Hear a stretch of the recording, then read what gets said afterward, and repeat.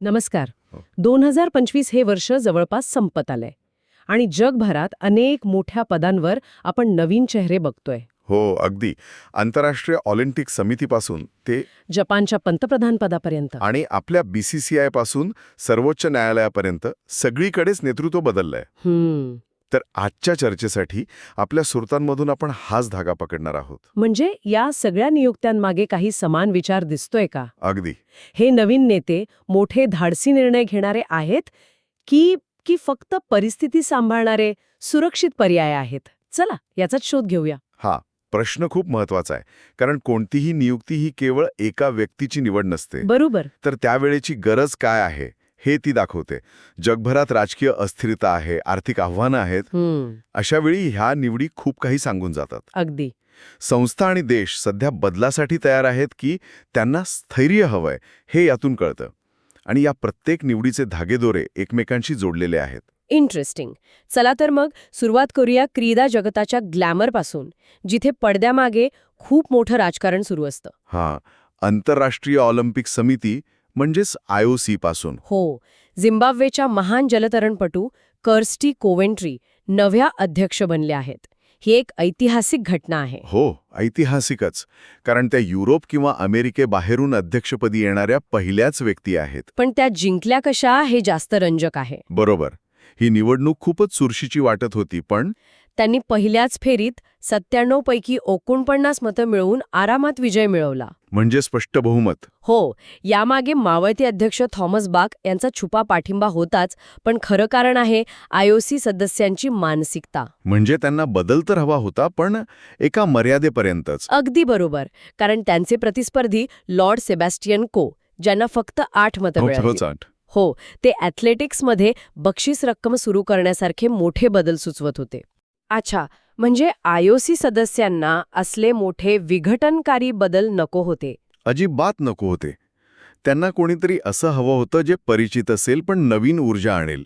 Coventry या 2 वेळा athlete कमिशनच्या चेअरमन होत्या. म्हणजे त्या संस्थेसाठी आतल्या व्यक्ती आहेत. हो, म्हणूनच त्यांना एक सुरक्षित पण प्रगतिशील पर्याय म्हणून पाहिलं गेलं. पण आपण त्यांना खरंच सुरक्षित म्हणू शकतो का? कारण स्रोतांनुसार ट्रान्सजेंडर खेळाडूंच्या सहभागाबद्दल त्यांची भूमिका IOCच्या सध्याच्या उदारमतवादी धोरणापेक्षा वेगळी आहे. हा मुद्दा आहे. त्यांनी महिलांच्या खेळांमध्ये जैविक महिला श्रेणीचं संरक्षण करण्यावर भर दिला आहे. हा तर भविष्यातल्या मोठ्या वादाचा पाया वाटतोय. तुम्ही अगदी योग्य मुद्दा पकडला आहे. हा त्यांच्या पुढचा एक मोठा पेच असेल. पण त्यांच्या अध्यक्षपदाचे 3 मोठे परिणाम दिसतात.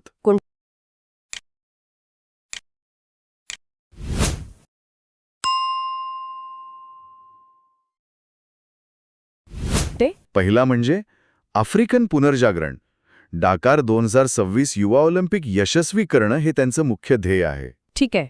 दुसरा परिणाम तुम्ही सांगितलेलं लैंगिक समानतेच्या धोरणातील विरोधाभास. आणि तिसरं आणि भारतासाठी सर्वात महत्त्वाचं आव्हान म्हणजे 2036 ऑलिम्पिकचं यजमानपद. आणि तिथे भारताचा दावा मजबूत आहे. हो, आणि आता अध्यक्ष स्वतः ग्लोबल साऊथमधून आहेत, म्हणजे विकसनशील देशांच्या गटातून. बरोबर. त्यामुळे हे खेळ युरोप अमेरिकेबाहेर आणण्यासाठी त्यांच्यावर एक नैतिक दबाव असेल. यामुळे भारताच्या दाव्याला नक्कीच बळकटी मिळू शकते. ऑलिम्पिकमध्ये जसा एका सुरक्षित पण प्रगतिशील चेहऱ्याला पसंती मिळाली, तसाच काहीसा ट्रेंड आपल्याला भारतीय क्रिकेट प्रशासनातही दिसतोय का? BCCI बद्दल बोलताय का? हो. BCCIला मिथुन मन्हास यांच्या रूपाने नवीन अध्यक्ष मिळाले आहेत आणि विशेष म्हणजे ते कधीही भारतासाठी आंतरराष्ट्रीय क्रिकेट खेळलेले नाहीत. अरे वा, ही तर खूप मोठी गोष्ट आहे. हो, आणि हा एक जाणीवपूर्वक केलेला बदल आहे.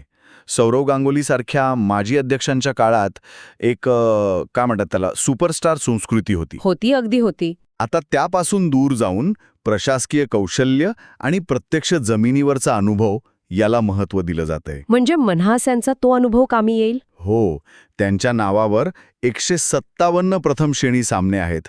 त्यांनी दिल्लीला रणजी ट्रॉफी जिंकून दिली आहे. त्यांना देशांतर्गत क्रिकेटची नस माहीत आहे. आणि यात एक राजकीय कोणही आहे नाही का? ते जम्मू आणि काश्मीरचे आहेत. बरोबर.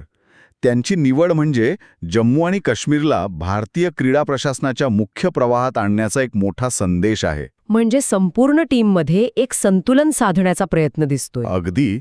अनुभवी प्रशासक राजीव शुक्ला उपाध्यक्ष आहेत, देवजीत सैकिया ईशान्य भारताचं प्रतिनिधित्व करतात आणि मनास यांच्यासारखे माजी क्रिकेटपटू खेळाचे बारकावे पाहतात. क्रिकेटचं ज्ञान आणि राजकीय कौशल्य यांचं मिश्रण. एक उत्तम मिश्रण आहे. क्रिकेटच्याच दुनियेतली अजून एक बातमी, रोहित शर्माची 2026 T20 विश्वचषकाचा ब्रँड अँबॅसेडर म्हणून नियुक्ती झाली आहे. ही केवळ एक औपचारिक भूमिका वाटत नाहीये. अजिबात नाही. हा एक खूप हुशारीचा निर्णय आहे. विचार करा, तो 2024चा विश्वचषक जिंकणारा कर्णधार आहे. बरोबर, त्याची ब्रँड व्हॅल्यू प्रचंड आहे आणि ही स्पर्धा भारतातच होतीये. पण सर्वात महत्त्वाचं म्हणजे 2007 ते 2024 पर्यंत प्रत्येक T20 विश्वचषकात खेळलेला तो एकमेव खेळाडू आहे. अच्छा. तो स्पर्धेच्या इतिहासाला नव्या पिढीशी जोडणारा एक जिवंत दुवा आहे. त्याला एक सक्रिय राजदूत म्हणून सादर केलं जातंय, जो संघाला मार्गदर्शनही करेल. म्हणजे क्रीडा जगतातील या बदलांमधून एक गोष्ट स्पष्ट होते. काय?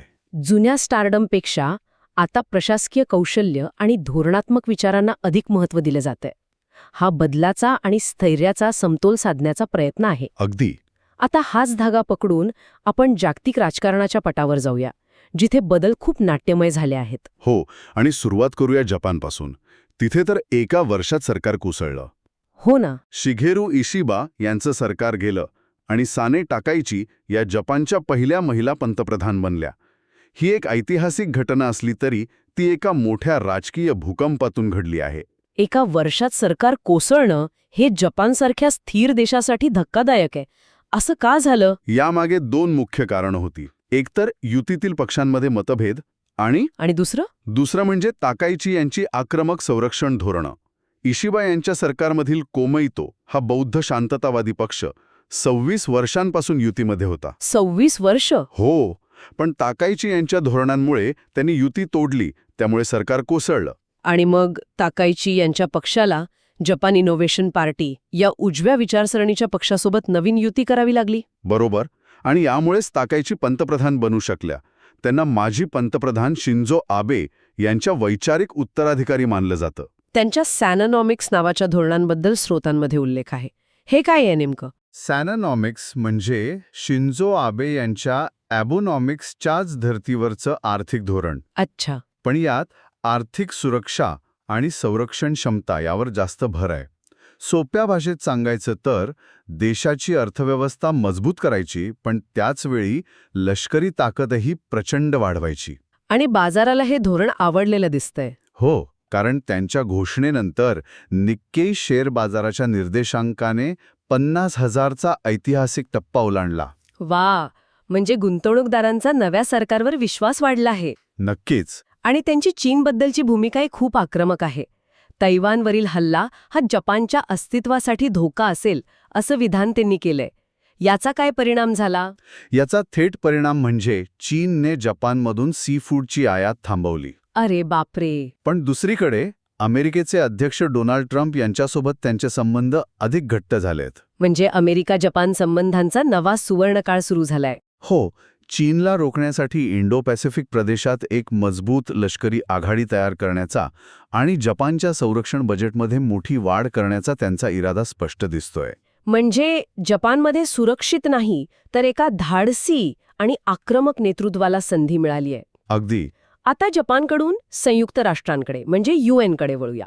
सध्या UN आपली प्रासंगिकता टिकवण्यासाठी संघर्ष करत आहे. हे खरंय. अशा वेळी जर्मनीच्या माजी परराष्ट्र मंत्री ॲनालेना बेरबॉक यांची UN महासभेच्या अध्यक्षपदी निवड झालीय. ही निवड सुद्धा खूप महत्वाची आहे, कारण एका बाजूला जपानसारखे देश आक्रमक होत असताना दुसरीकडे UN मध्ये बेरबॉक यांच्यासारख्या मुत्सद्दी नेत्याची गरज आहे. आणि त्या पश्चिम युरोपीय गटातून या पदावर येणाऱ्या पहिल्या महिला आहेत. हो, त्यांच्या कार्यकाळाची थीम बेटर टुगेदर आहे आणि त्यांची मुख्य जबाबदारी UN80 नावाचा उपक्रम राबवणेही असेल. UN80 म्हणजे फक्त खर्च कमी करण्याचा प्रयत्न आहे का, की अजून काही आहे? नाही, त्याहून बरंच काही आहे. हा UN मध्ये संरचनात्मक सुधारणा करण्याचा प्रयत्न आहे. म्हणजे कशा प्रकारच्या सुधारणा? AI गव्हर्नन्स, हवामान बदल यांसारख्या 21व्या शतकातील आव्हानांना तोंड देण्यासाठी संस्थेला तयार करणे हा याचा उद्देश आहे. अच्छा. खरी गंमत इथे आहे.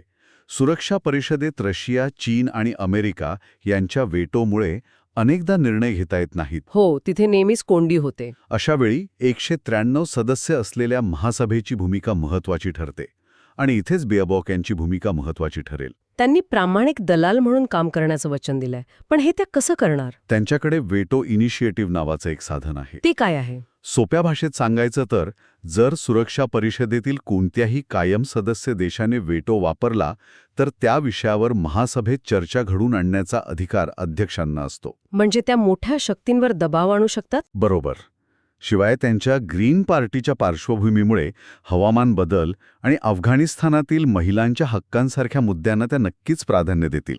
म्हणजे जागतिक राजकारणात दोन प्रकारचे नेते दिसत आहेत, ताकाईची यांच्यासारखे आक्रमक आणि बेअरबॉक यांच्यासारखे संवाद साधणारे. एक चांगलं निरीक्षण आहे. आता या जागतिक घडामोडींच्या पार्श्वभूमीवर भारतात झालेल्या काही महत्त्वाच्या नियुक्त्यांकडे पाहूया. सुरुवात करूया भारताचे 15वे उपराष्ट्रपती CP राधाकृष्णन यांच्यापासून. ही नियुक्ती राजकीयदृष्ट्या खूप विचारपूर्वक केलेली आहे. राधाकृष्णन तमिळनाडूचे आहेत. हो, आणि त्यांची निवड हा भाजपच्या दक्षिण जिंका मोहिमेचा एक महत्त्वाचा भाग आहे. अगदी. हा दक्षिण भारताला दिलेला एक थेट संदेश आहे की ते सत्तेच्या केंद्रस्थानी आहेत. त्यांचा एक सामान्य स्वयंसेवक ते राज्यपाल आणि आता उपराष्ट्रपती हा प्रवासही मोठा आहे. राज्यसभेचे अध्यक्ष म्हणून त्यांचा अनुभव कसा कामी येईल? सध्या सभागृहात खूप तणाव असतो. इथेच त्यांचा अनुभव महत्त्वाचा ठरेल. त्यांनी अनेक राज्यांचे राज्यपाल म्हणून काम केलंय, त्यामुळे त्यांना प्रशासनाची चांगली जाण आहे. पण त्याहून महत्त्वाचं काही आहे का? हो. कोयंबतूरमध्ये कापड निर्यातदार आणि कामगार संघटनांसोबत काम करण्याचा त्यांचा अनुभव आहे. यामुळे त्यांना वेगवेगळ्या विचारांच्या लोकांना एकत्र घेऊन सभागृह चालवण्यासाठी आणि विरोधी पक्षांशी संवाद साधण्यासाठी मदत होऊ शकते. आता आपण न्यायव्यवस्थेकडे वळूया, जिथे स्थैर्याला खूप महत्त्व दिलं जातं. न्यायमूर्ती सूर्यकांत यांनी भारताचे 53वे सरन्यायाधीश म्हणून शपथ घेतली आहे. त्यांचा कार्यकाळ स्थिरतेचा असेल असं म्हटलं जातंय. पण ही स्थैर्य म्हणजे शांतता असेल का? मला वाटतं हे वादळापूर्वीचं स्थैर्य असू शकतं. त्यांच्यासमोर आव्हानं खूप मोठी आहेत. पहिलं आणि सर्वात मोठं आव्हान आहे न्यायाधीशांच्या नियुक्तीच्या कॉलेजियम पद्धतीवरून सरकार आणि न्यायपालिका यांच्यातील तणाव. हा कॉलेजियमचा वाद नेमका काय आहे हे आपण सोप्या भाषेत समजावून घेऊ शकतो का? नक्कीच. कॉलेजियम म्हणजे सर्वोच्च न्यायालयाचे ज्येष्ठ न्यायाधीश मिळून न्यायाधीशांची निवड आणि बदली ठरवतात. आणि सरकारला त्यात पारदर्शकता हवी आहे. बरोबर. सरकारचं म्हणणं आहे की यात सरकारचाही सहभाग असावा. तर न्यायपालिकेला वाटतं की सरकारच्या हस्तक्षेपामुळं न्यायव्यवस्थेचं स्वातंत्र्य धोक्यात येईल. म्हणजे या दोन मोठ्या शक्तींमधील संतुलन साधण्याचं मोठं आव्हान न्यायमूर्ती सूर्यकांत यांच्यासमोर असेल. अगदी. याशिवाय इतरही आव्हानं आहेत, नाही का? हो. देशात 5 कोटींपेक्षा जास्त खटले प्रलंबित आहेत. 5 कोटी? हो. त्यांचा निपटारा करण्यासाठी तंत्रज्ञानाचा वापर कसा करायचा हे एक आव्हान आहे.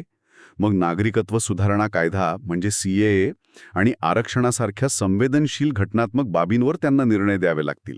आणि ते मास्टर ऑफ द रोस्टर प्रकरण. हो.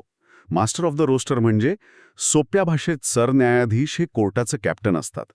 कोणता खटला कोणत्या न्यायाधीशांच्या खंडपीठाकडे जाईल हे ठरवण्याचा अधिकार त्यांचा असतो. आणि हा अधिकार निष्पक्षपातीपणे वापरला जातोय हा विश्वास कायम ठेवणं खूप महत्वाचं आहे. बरोबर. आता शेवटच्या आणि लाखो लोकांच्या जीवनावर थेट परिणाम करणाऱ्या नियुक्तीकडे येऊया. वेतन आयोगाबद्दल बोलताय? हो. 8व्या केंद्रीय वेतन आयोगाच्या अध्यक्षपदी निवृत्त न्यायमूर्ती रंजना प्रकाश देसाई यांची निवड झाली आहे. मला हे खूप इंटरेस्टिंग वाटलं की अध्यक्षपदी अर्थतज्ज्ञांऐवजी एका न्यायाधीशाची निवड झाली. ही निवड खूप काही सांगून जाते.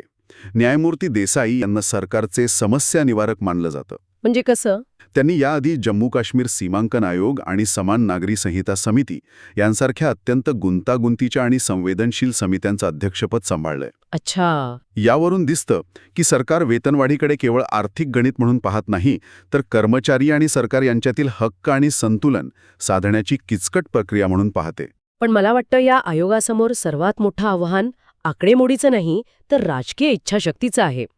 जुनी पेन्शन योजना म्हणजे OPS हा एक भावनिक आणि राजकीय मुद्दा बनला आहे. त्याला ते कसे सामोरे जातील? तुम्ही अगदी बरोबर बोललात.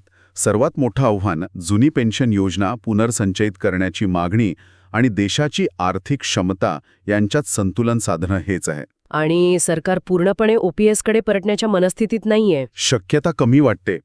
कारण आयोगाच्या कार्यकक्षेत अनफंडेड कॉस्ट म्हणजे ज्याचा भार सरकार उचलू शकत नाही अशा खर्चाचा विचार करायला सांगितला आहे. म्हणजे मधला मार्ग काढला जाईल. हो, कदाचित NPS आणि OPS मधला सुवर्ण मध्य जसं की एकीकृत पेन्शन योजना सुचवली जाऊ शकते.